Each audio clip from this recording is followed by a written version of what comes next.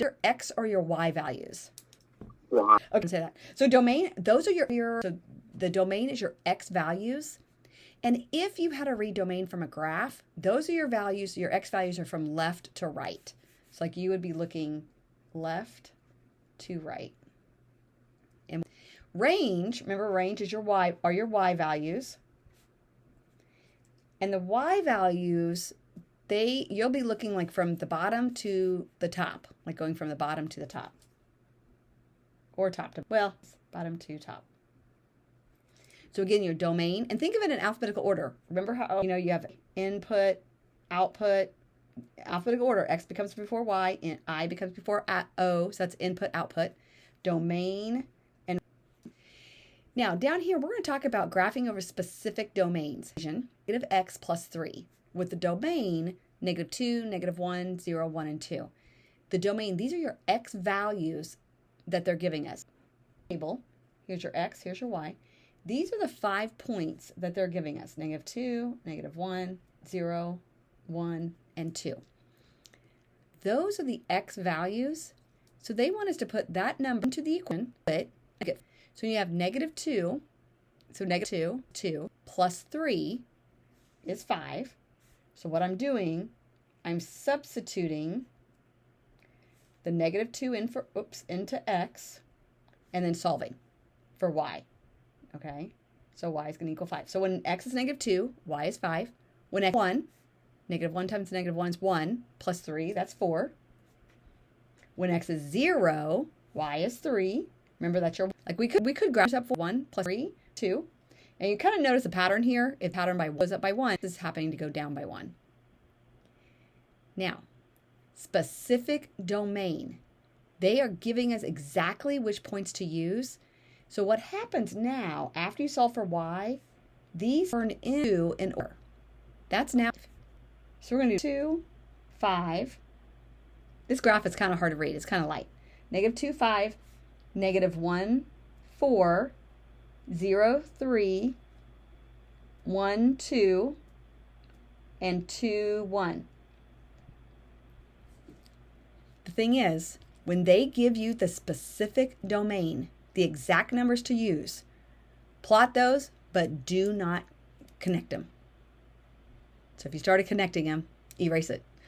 What it is that it's a specific domain. You only need these points. We don't know if there's any numbers in between, like 0 and 1 for the X value, 1 and 2 for the X value. So we're not going to connect these. I'm going to bring in 311. When you don't connect the points, a discrete function. Do you guys remember talking about that earlier in the year? Individual points. Okay. So if you have individual points and they're not connected, it's a discrete function. Now, what is your range? Okay, remember looking at your Y's? Yes, your Y values. Now, do you guys remember what order we write our domain and range in? Wasn't it like least to greatest? Yeah, range repeat. First, at the range repeat, don't write the number twice. Okay, do you remember what these are called? They're on your teeth. Brackets. Not brackets, but braces. Braces, good. So that represents a set notation. Those are numbers within that set. So again, write in numerical order, and if it repeats, don't write it twice. Okay. All right, so the range, here's the deal with the range. If it's individual points given for the domain, it's individual points for the range. Okay, so this one, graph the function y plus 2 with the domain of, what does this mean? If I say it out loud, you're going to hear what it means. What type of numbers can I pick for my x value? Anything that is less than or equal to x? Well, the x values have to be, now read it the other way. Or I mean, actually greater than.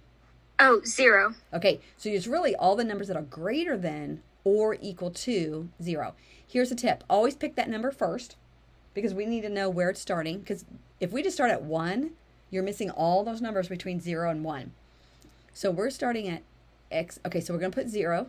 Now, if you put in 0 for x, that's plus 2. Then I can pick a number greater than 0. I kind of look at my graph, and I don't want to make too high because I don't want it to go off too far. But I can pick 1, and 2 times 1, 2 plus 2, 2 times 4. Up one of my values, my y's are in 2. 3, 8, and that's about it. So what I'm picking the numbers, but it can't pick a negative. So I have to be 0 or greater. So I'm going to plot these points. Now watch your increments here. This is kind of set up a little strange.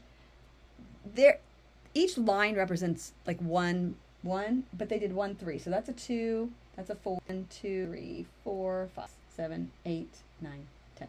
I like how they did 1 and then did 3. I think that's just misleading. But it's not wrong, but it's just misleading. Now, if you plot these points, 0, 2, 1, 4, 2, wait, did I mess that up? Oh, I did. That's 5. That's 6. That's 7. No, wait. 5, 6, 7, 8. Sound like I'm dancing. All right. 2, 6. 4, 8, 8. Okay, now on this sense, I could have picked any numbers. We are connect this points.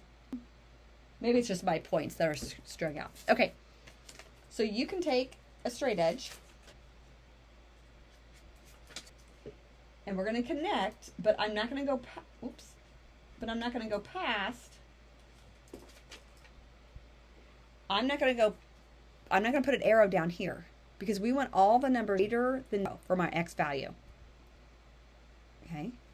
Now, when 0 is x is 0, the y, this range, all the numbers that y is greater than or equal to what?